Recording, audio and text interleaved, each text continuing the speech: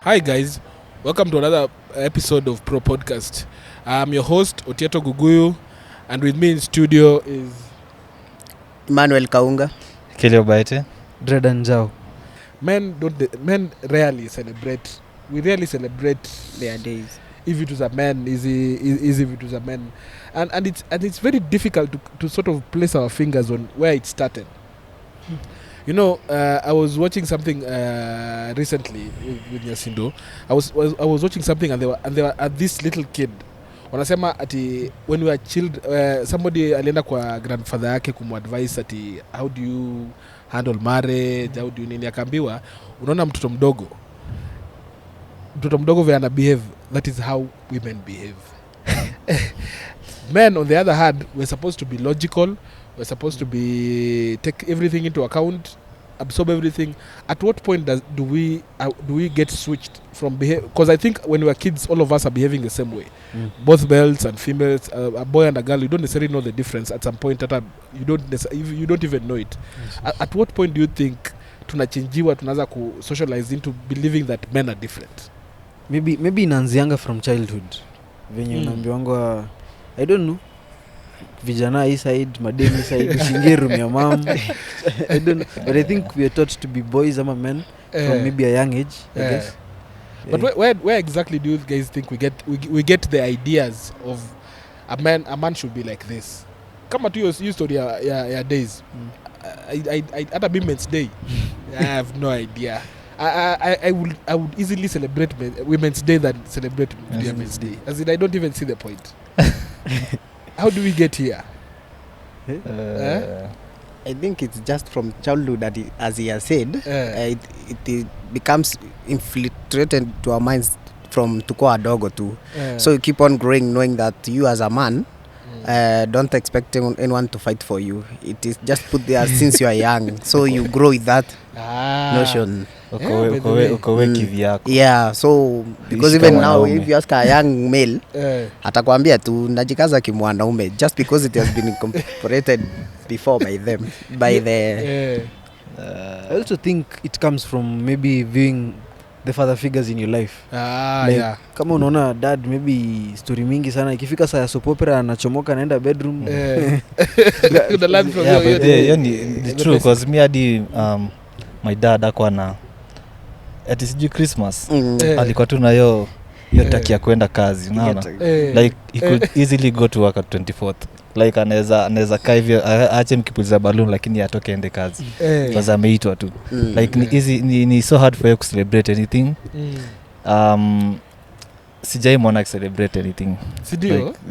Like ile tu aseme sasa leo tuende tufanye sijui nini, ni ngumu unless ile amepatikana maybe mahali tu amepatikana tu, maybe ametoka church alafu sasa amesema mama amesema twende mahali, hiyo ni unaweza mpata, lakini hata akifika huko utapata ameacha watu huko alafu amejiondoa.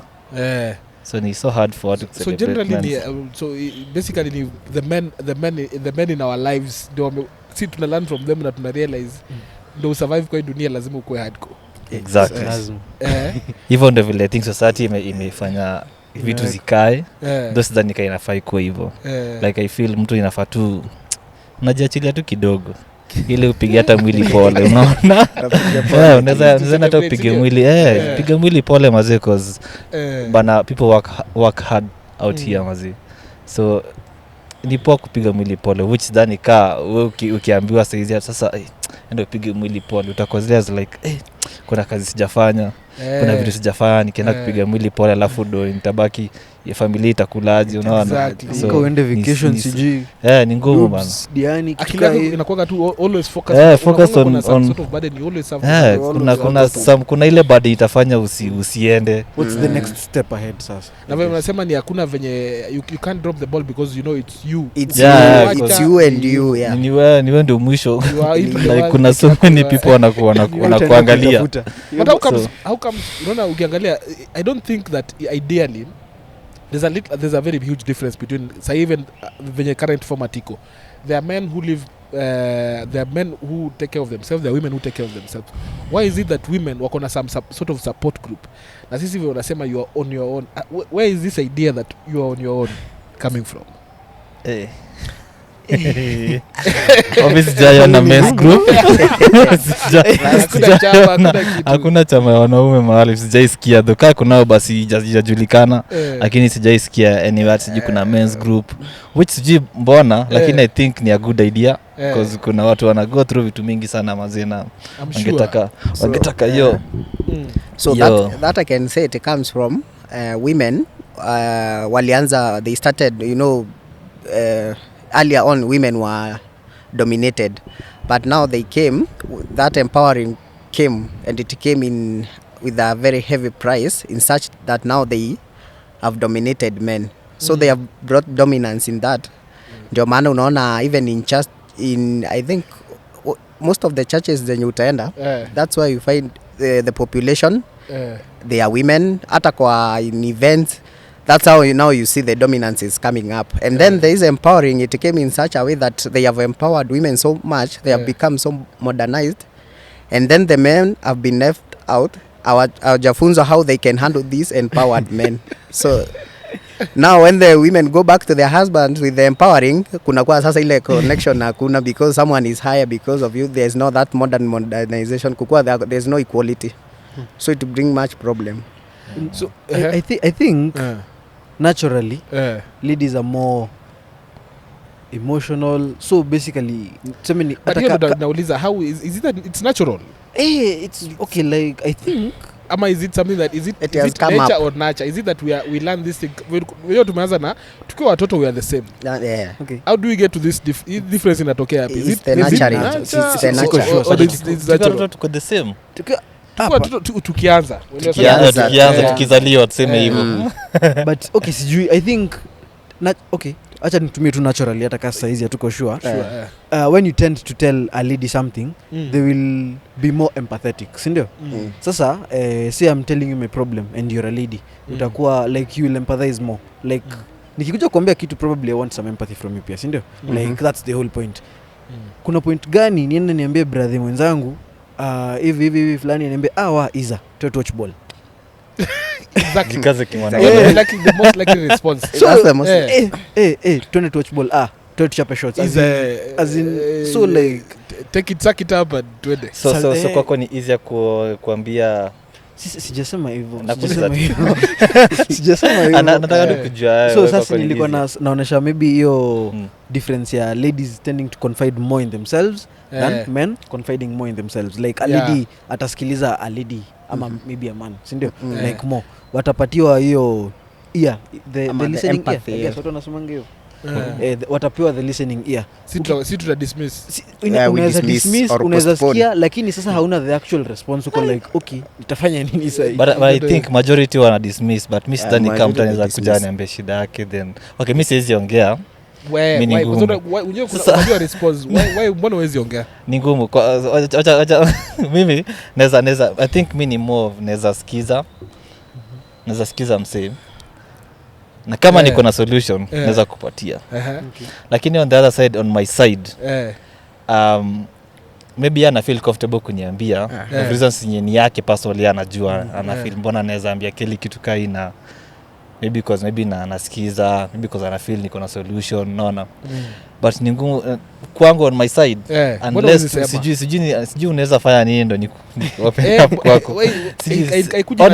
Honestly sija figure out mtu anaweza fanya nini ndio ni open easily sana kwake. Sija figure out, so I think bado kuna a lot of things nafaa kufigure up hapa katikati on how to na hizo vitu zote. But personally sidhani kana hizo open up to msee, na sija find reasons why, but basically I think na feel niki open up to msee, to anyone, niko somehow at a disadvantage. No. Somehow.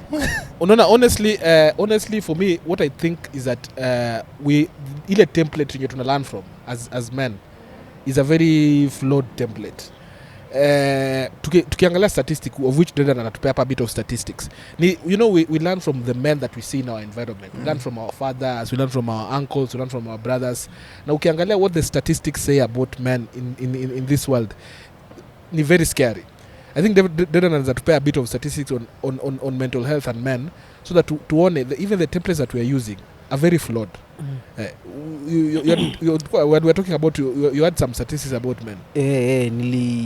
The other day when I was browsing the computer niliona something interesting like around 6 million men in the world are currently in depression.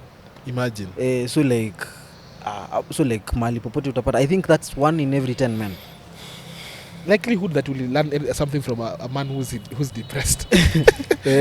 Alafu tena kwa kulikuwa na the same article bado had something to do with suicides. So to assume, in this case assuming suicides zinakosiwa na easy stories na mental health ya men or something, 80% of the deaths caused by suicide ni za men, which is 4 times higher than the suicide prevalence rate ya women.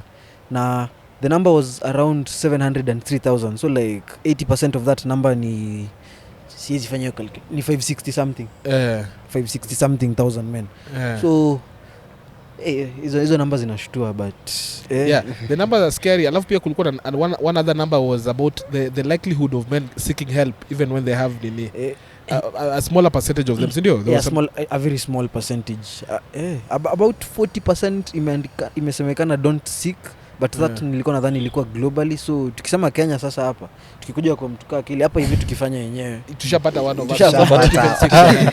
Yeah, so we're going to take a short break. When we come back we're going to try and talk about why is it that men even when they are suffering will not seek for help. Heri akufe kisabudi. This is Pro Podcast. I'm your host Otiato Guguyu.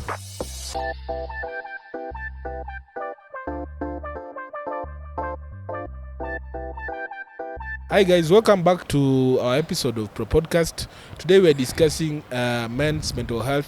Now, when during the break we were trying to figure out why is it that men don't talk about their issues. Is there a reason why men cannot discuss their issue? Tunaanza na Kelly because Kelly alisema tia hata hizi. What are you afraid of? It's not that niko afraid. Na feel tu vile nilisema earlier, like na feel niki open up to mtu. That specific person lazima akwe very special to my life. Naona because najua kuna vitu zenye sema that can easily be used against me. Exactly. Naona na si nasema cause yeye ni mtu mbaya. Nasema hivyo cause nimekutana na watu wengi sana wenye open up to mtu alafu ikawarudia. Naona so ni so hard kwangu mimi nianze ku open up to mtu like ati mazee mimi nakuanga hivi na ili niapenia. So mtu kao huyo I see. Ni Kauka ushay open up to another man. Ushay kuwa na hiyo tete with another man, something very deep, something that is very personal. Personally, no. Yeah, no. As a very bad it is very hard because mostly ni kwa sababu ya either aftermath criticism. Exactly. So na relate which brings to trauma and they keep on reviving that story over and over again. So what that like is what because I imagine kwa wadogo ulikuwa na mchongo ado. Mchongo ano sasa hizi mtu anaiko personal. Kuna tu some people lenye ukiwa unaweza tu fanya tu kile lafa semenda maana unakuanga hivi. Maana unakuwa hivyo sasa unakuanga hivi. So it is so hard mazee mtu kao imagine sasa but that's the only person unaweza open up to. Alafu kumbuke kuna anasemanga hizo vitu kama hajui kama si ati anapenda ni kupenda kwake ni tu kuna tu watu wenyezi hawezi nyamaza. Ama anakuja na kuambia do you think when you be usha open up kwa another man technique deep things that deep sana maybe not but unaona ile ya juju maybe unajipata maybe mmeongea hivi siku moja unasema si ndio ama anakupata umeboeka hivi anakuuliza irada unamwambia kiasi mnaendelea mnapata maybe mmesahau hiyo story sijui inatoka tu wapi all of a sudden ndio maana ile siku kuliko hivi sasa hiyo anasema mbele ya watu uko so bana alafu tena ikiwa among a group of friends I think banta ya watu wakiwa boys pekee like utasmile hapo lakini wako voice more than one utatiza ukiacha kusmile tena wataanza kuuliza kwani umejam but you know tena how to fix smile but you know ukeza probably I don't know but if you maybe probably ukipata wanawake they talk about these things unajua wanawake huko na conversations like huyu jamaa alinidate for how many years na they have embarrassing conversations lakini hawachekangi like it's nothing for them it's nothing so why is it for men that the kama mtu akikuwa na this embarrassing conversation is the end of your like it's inakuangusha me I think hata mimi mwenyewe I've been on the other end because there was a time my friend had broken up with the girlfriend the first thing to come out of my mouth was hadi kamukunji mlienda lakini unaona so like okay I was supposed to empathize with him maybe hata nimwambie pole alafu maybe encouragement kidogo but sijui maybe inakujanga tu like bro zile vitu mafok mnagawana ama as in like it feels so embarrassing mtu akikuuliza how did it happen awamini so embarrassing and you know one thing yenye nimesoma which is very profound is that maybe when you are coming into this world unaona men tumecreatiwa to believe that we are coming to master the world we are coming to master the world we are coming to become something very important which through the process we are supposed to uphold certain values we are supposed to be to elicit certain emotions and that sort of thing so that we can master the world so I'll read it to you guys. I'm not going to Dini because it's not my words wanasema when you are bred for mastery when you are trained to endure and fight and suppress empathy how do you find a way in a world that cannot be mastered? How do you live in a life which all of us must eventually surrender and come to terms? Too many men are blunt instruments, otherwise known, I guess, as tools. Because of poor training, they are simply not fit for purpose. Because life is not a race, it is not a game, and it is not a fight. The problem is that men think that there's nothing embarrassing in a situation that has happened to you. You can only learn from it. But because we are trained to believe that once something bad that julikane about you, it's going to bring you down. So we are closed up in this space, which kind of takes me to the next point. Even if not necessarily your friends, when you mesema that which might be embarrassing. Why is it that even therapy is an issue? Have you guys ever thought that unaweza consider kwenda therapy? Has it ever occurred to you that Kele amecheka. Have you ever considered kwenda therapy? Sija accept your point kwanza. Oh, you accept your point. Sija kubali situation yenye niko bado personally. That's personally sidhani kama nime accept that siwezi open up. Unaona? Because deep down najua kuna tu mtu naweza ongelesha lakini sija figure out ni nani, unaona? So sijika ni therapy ama kani therapist ama ni mtu tu random. So issue yako ni you have to get to a certain level. Lazima niko to a certain point yenye na feel naweza open up to mtu bila kujali kai itarudi back to mimi, unaona?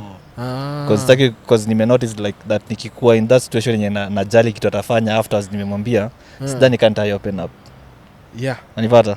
So nangoja mimi personally nifike kwa point yenye naweza ambia mtu kitu then kitataka kufanya information afanye tu nayo. I see. No. So wewe ni you have to get at a point where lazima ni to that point where Kaunga, have you ever considered therapy?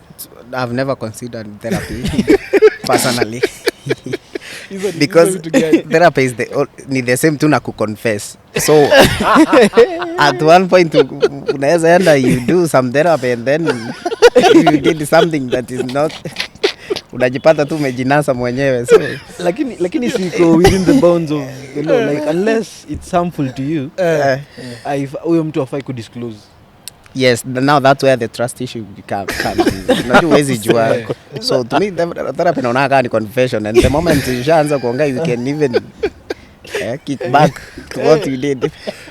So therapy. What is your my view about therapy, like inakaa beneficial. Personally sijaienda. I wouldn't just like not view it as an option. Maybe nikisikia imefika mahali penye hii ni mbaya naweza jaribu. Lakini gladly sijaifika hiyo point, but bado kuna kuanga na hiyo stigma ya ukienda hapo nikaa umeshindwa like kujiangalia wewe mwenyewe or something, like you can't handle your shit. Lakini nikuulize, unaweza judge umefika hiyo point? Wewe unataka kuuliza kile, unajua umefika hiyo point. Si labda ukikosa usingizi ama What kuna reason nyingine kukosa usingizi? Kelly, wewe unajua umefika hiyo point? Sijui, I think honestly siwezi jua saizi sijajua bado naweza nashangaa tu like sijui like si uko sure sijui naweza explain aje. The issue the idea here ni ati kuna belief naona from what you are discussing that kuna belief ati therapy is for when you are down, when you're completely down and out and you're and there's no way out, so the only way out ni you're doing the one thing that you would never do in any normal situation. Renda therapy. You're maybe hata familia inavunjika, maybe umekuwa alcoholic and umefika ile mwisho. But is it if framing a therapy as something that is supposed to come at the tail end of somebody's life rather than something that should just help you, is it that is there a way that you guys think that maybe therapy we should bring it into inafai kuwa kitu normal, like typical, you know, therapy is just being able to talk about things that you bottle up most of the time. Is there a way that therapy inaweza kuwa brought down to a certain level where it's just a normal thing? Therapy is just going for lunch. Unaenda unajua acha nikutengenezea example ndogo. So assume mental health ni cancer, si ndio? Kuna stage 1, stage 2, stage 3. Stage 4. Lazima ngoje ifike. Sasa venye si tunaonanga therapy I guess as maybe men ama Kenyans ni ikiwa uko stage 4. Sasa hiyo ni yenye unaenda kwenda kwa baba. Lakini what if i therapy iletwe stage 1 like sasa yenye unaweza deal na hiyo cancer iende. Ama stage 2 mali sawa si rahisi hivyo but unaweza deal na like should we maybe perceive therapy as something that like hata mimi mwenyewe niache kuangalia like hiyo kitu yenye naenda nikiwa mwisho niseme leo acha niende nitembelee therapist. Kitu kama hiyo. I mean I feel nikienda toko sijui nitasema nini. Because sija figure out mimi naweza kaa hivi nikwe na maybe a bad day. I feel tu siku na venye tu lakini sijui nini. So na imagine nikienda kwa therapy nitamwambia nini. Hiyo ndo kazi yake sasa. Hiyo ndo kazi. Sasa atakuja discover akwambie why you are reacting to something that is very trivial inakuwa you're blowing it out of proportion because you are reacting cause maybe kuna biases as children, maybe kuna traumas umepitia. Niko sure all of you growing up have passed through a lot of trauma. All men huko. Hata shule yenyewe ukiangalia iko huko chini. Huko imekanyagia huko chini. Umechukua unaongeza ingine unafunika. Unaongeza ingine unafunika. But you don't know when it will blow up on you. So is there a way that therapy can fanya ikuwe easier, more men would be able to look at it differently, not as something ya last minute ya when imefika to the complete wire? I think inaweza tu wako na sana jua mtu ana feel comfortable na mtu anajua nini inaweza kuwa inambother because sijui kama therapist anaweza figure out nini inanibother nisipomwambia. You have to open up. So hata hiyo because I think men even when the thought of opening up it's so disarming that you can tell somebody things that lakini I think angalia kwa stories na kuna kitu nimefanya kidogo kuhusu hiyo counseling hizo maneno. The first step is usually establishing trust ama your bond. So unaweza enda mkae tu hapo. Maybe yeye ata establish trust yake by kuacha unyamaze tu hapo session yako ya kwanza. Mnaweza nyamaziana utoke hapo umelipa hiyo mad amount of money. But point is labda anataka ku establish your trust na wewe kwanza. Hakupoke sana, hakusumbui sana. But I don't know how they work. I'm not one yet. So but would you be open to it? Yes, I would. Would you be open to therapy? Me I could say okay, therapy ndio iweze kuwaka. I would say it could be start from primary when we are so young wakati tujapitia a lot of things because right now even we as youths tushapitia mengi. Sasa unasema hata nikienda therapy ni nini na hii ni kama nilipita hizo zote ni nini saizi hizi. So I think it is start from nurturing from just primarily to anything small you do that is even ikwe kitu kishida kidogo ukwe enrolled to therapy, but ukiacha mtu kumtrima akiwa juu it would be hard. I think miyangu ingewaka vile amesema ingewaka wangeanza primary. Wangeanza mapema. Sasa sidhani kanaweza. Because you have already passed through a lot. Unless ni pale mnaweza ongelesha ni sawa. Therapy ni siwezi kudanganya. Sasa tumeshakomaa. We can't be changed. Maybe tu nijipate tu huko ama ni sijui naweza fika mwisho aje. Sidhani kanaweza fika mwisho. But point yake ya card ingekuwa from kitambo ni kitu ingekuwa like gradual. Hizi guidance and counseling za shule hizi. Yes.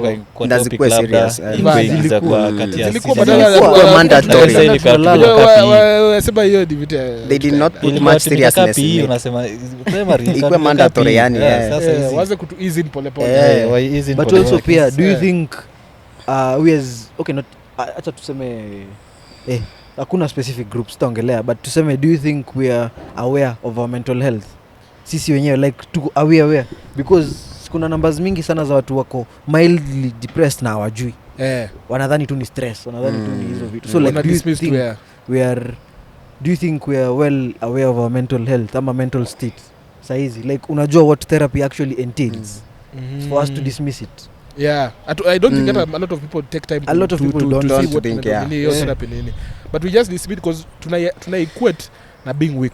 Bas.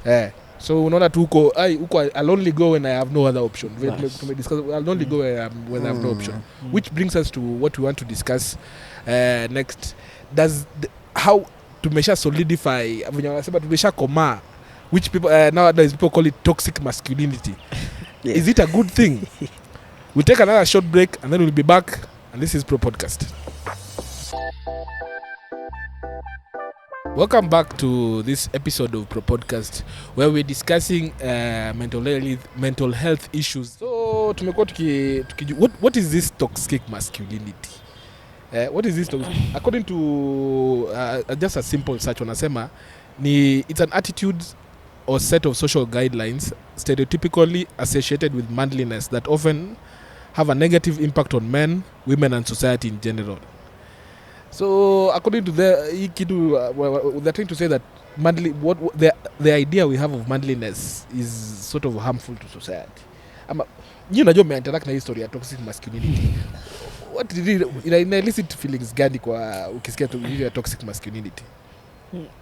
Of course kuna kwanga na vitu mbaya like there is right and wrong sindio like but also okay I have no specific views on toxic masculinity depending on the definition ama depending on whatever inaongelewa at that time like but kuna vitu zenye mimi nikiona mimi mwenyewe nitakuwa like okay this is bad. Unajua ni toxic can you identify traits unajua ni toxic masculinity? Since tunaongelea mental health acha tuongelee hii moja ya men not wanting to talk ama akiongea inaonekana as somebody we could do.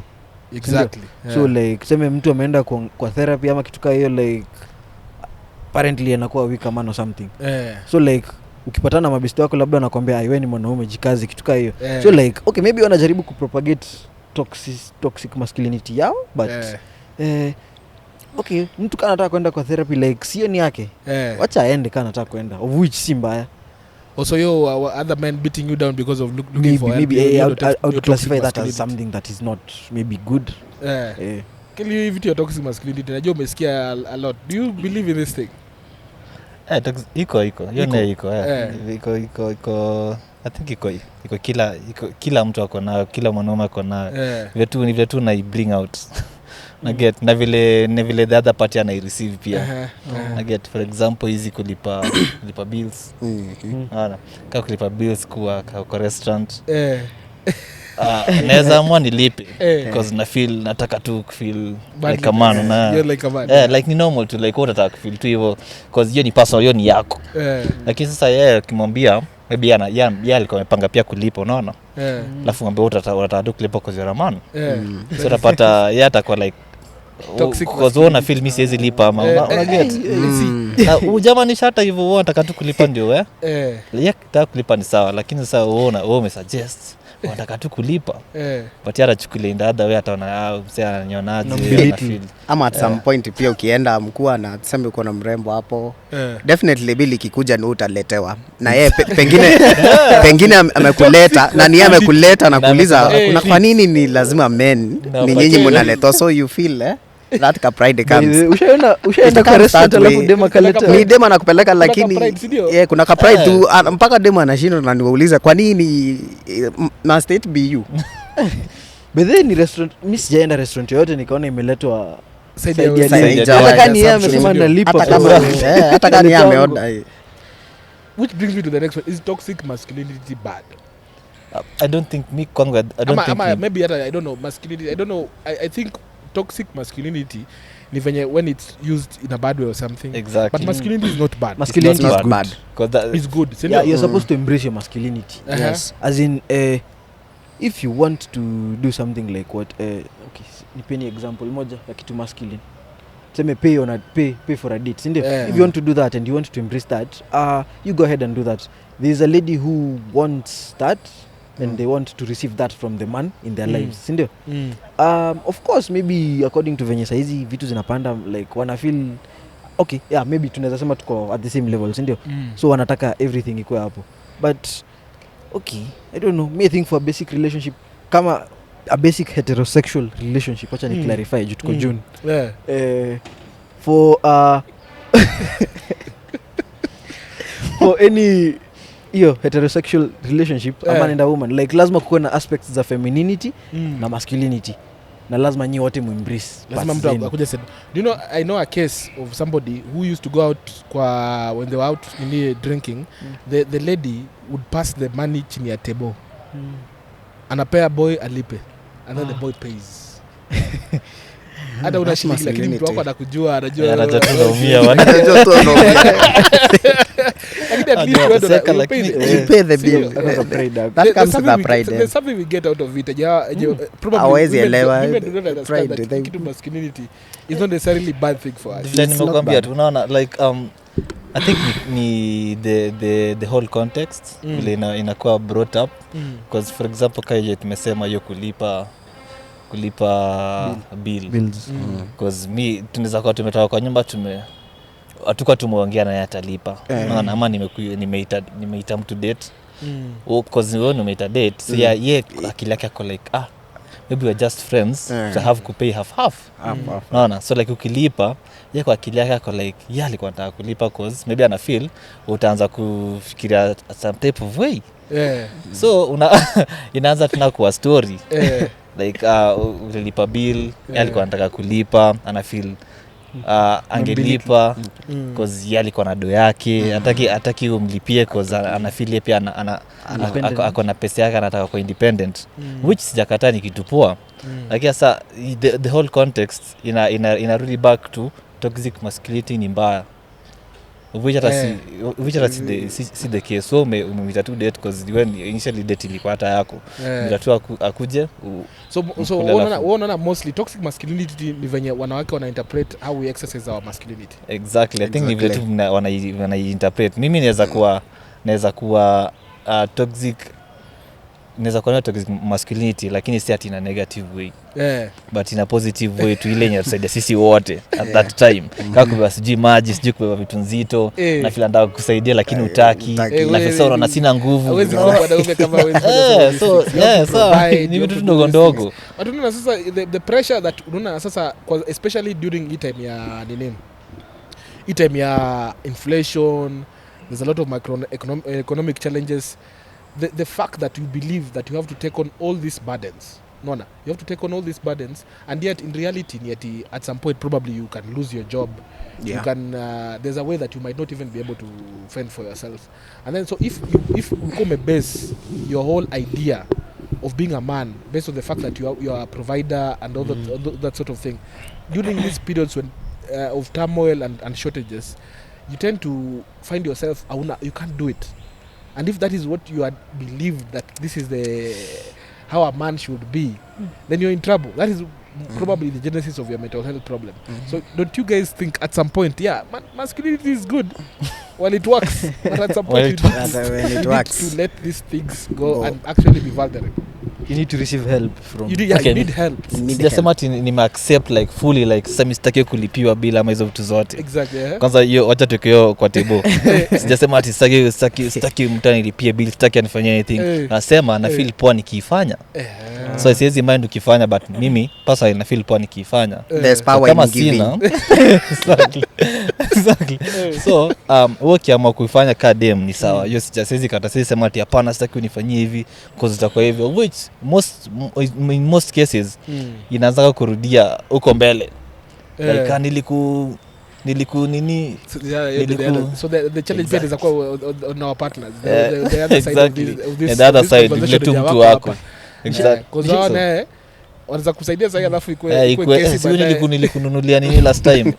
So itaenda kwa story na like umekuwa kufanya kila kitu lakini sio time moja uko nayo. Ikifika time yenye sasa yako nayo inakuwa tena story. So mimi niko na swali nataka kuuliza nyinyi wote. Unaweza say you have a lady, wife, girl, as in your partner, si ndio? Who is a lady. Haya, unaweza mbebea bag in a public place? No. Nishajibu. Unaweza mbebea? Wanauliza? Nakuuliza. Mimi? Mimi naweza. Sawa. Lakini chini ya maji, Acha tu hapo kaunga unaweza? No. Always. So kuna swali niliulizwa. Do you think carrying a lady's bag dictates ama shows how fragile your masculinity is? Juu kibeba hii bag si itakuwa dem ama si ati mtu mwenye anakuona nadhani yeye ni dem. Anajua probably umebebea dem, si ndio? So what is the reason as to why huwezi beba? Mimi say I go first. You can go first. I know what I think when I see other men carry.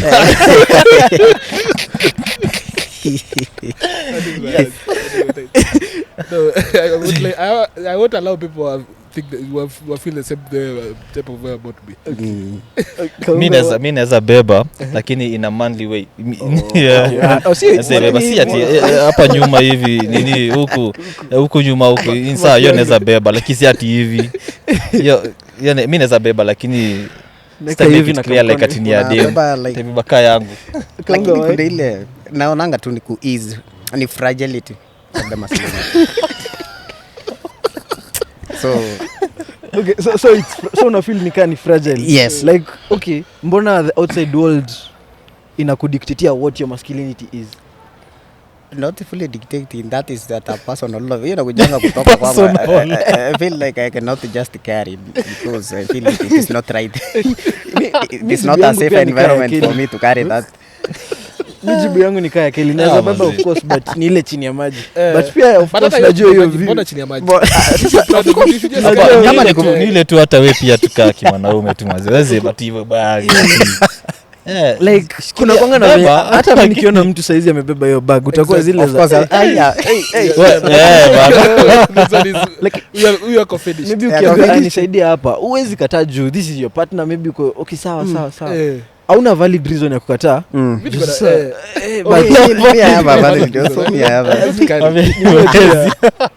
Dunia tu ya fears wataniona aje. Unajua venye mimi huona watu wenye wanabeba bag. It is not the friendliest thought that crosses my mind. So like you're saying, toxic masculinity for especially kwa so hii frame ya mental health. Do you think that is the biggest challenge on our ability to seek help? That you do not want to be seen either as weak, that you do not want essentially you actually having problems but you just can't seek help. To contribute me what I can say, unaona mwanaume the moment jipeana kupeana ushaanza kupeana na utaki kusaidiwa. You know, for these ladies and they can attest that ukishamuonyesha unaweza mpea everything hata kama akona ata retrieve. They will retrieve. Ataficha. So the moment you give and then at some point tuseme hata job ishe unajua sasa hata ile kiburi yako hauwezi taka ishuke, utakuwa tu pale juu. So I think now that alafu hata ile ego ya kwanza kumwambia hebu nisaidie hapa hauwezi tena. So now the mental issues now start breeding from there. Exactly. That's how it goes. Exactly. Yeah. So mimi for me I will leave you with a quote here. Wanasema it is not a sign of strength or toughness to avoid problems that are destroying your life. It is a sign of toughness when you confront them. So maybe my only parting shot is that kwa history yote of mental health ni maybe it's time for men to actually seek help. Yes. Maybe it's time for men to tone down this masculinity. It's a good thing. All of us love it, but maybe it's time for us to tone down. I'd like to get just a few parting shots from you guys. Just what would you tell men out there about this mental health issue? First of all, I think men need to know themselves better. Like, of course, there's models in which grow learning from like, but it does not necessarily mean they are the final thing ama they are right. So like I think maybe we as men should know ourselves better. Like kama kuna masculinity wewe una embrace, jua hii ni gani, as in kitu kaa hiyo. Kama utaki kubeba bag, kwa na reason yako, reason zote ni valid. And maybe I think we should also check ourselves, like si lazima tuende therapy when it's like everything is dead. Like that's the last option. You can do it. It does not show you're weak. Yeah. For me, I think sijui naza, I think ni the same thing na I think nafaa to figure out where the problem is. Na what the problem is. Si lazima uko na solution. Si lazima uko na solution, but at least you try and figure out. But at least si lazima uko na solution, but una figure out to like maybe kuna other ways unaweza ji-express. Because niko sure si kuongelesha tu mtu ndio the only one unaweza ji-express. Kuna watu wana prefer kuandika chini. But I prefer kuenda mahali wakae. Maybe sasa yake inakuja cause una solution ya kitu. Naona. So you know the stress, una solution. But maybe ukijipata tu time, maybe uende mahali relax. Then after a while ukae tu figure shida yako iko wapi, utafute every possible solution within yourself. I think unaweza jisaidia pia. But therapy ni a good thing. Come accept. Hata social. Yes, maybe social group kitu kaa hiyo. To allow me accept. Mekusha kuna watu accept bado. So I think hizo vitu zote zinaweza come in to ndio mtu ajisaidie. Unaona? But me personally I think naweza prefer ku give myself some space. Nikae mali niandike kitu na nibother hizo vitu zote. Nijaribu kufigure ni nibother hata kama sijui. Maybe naweza nikikuwa in a space yenye naweza fikiria. But very interesting way of handling it. At least find one person when at least you can unburden. So hiyo pia ni another solution. Upate to that one person unaweza rely on. Na ukimake peace now that anaweza tumia that same thing against you. I think inaweza kuwa easier kuliko kungoja figure out kama anaweza. So what would be a parting shot for men? For me, I can just say, man, let's work with the limit to avoid this embarrassment. Limit. Prepare to the information up to some point. Yes. And even it's about give with the limit. Ukijua anything can happen. Exactly. Yes. Yeah. So guys, I hope you guys enjoyed this episode of Pro Podcast. Like, share, give us your opinion. What do you guys think? Should men let their guards down and open up at the risk of the embarrassment, or should we just keep bottling these things down and wait until they explode on us? Like I said, it's when you're stronger when you actually open up. This has been your another episode of Pro Podcast. I'm your host Otieto Guguyu, and with me was Emmanuel Kaunga, Kelly Obaite, Jordan Zhao.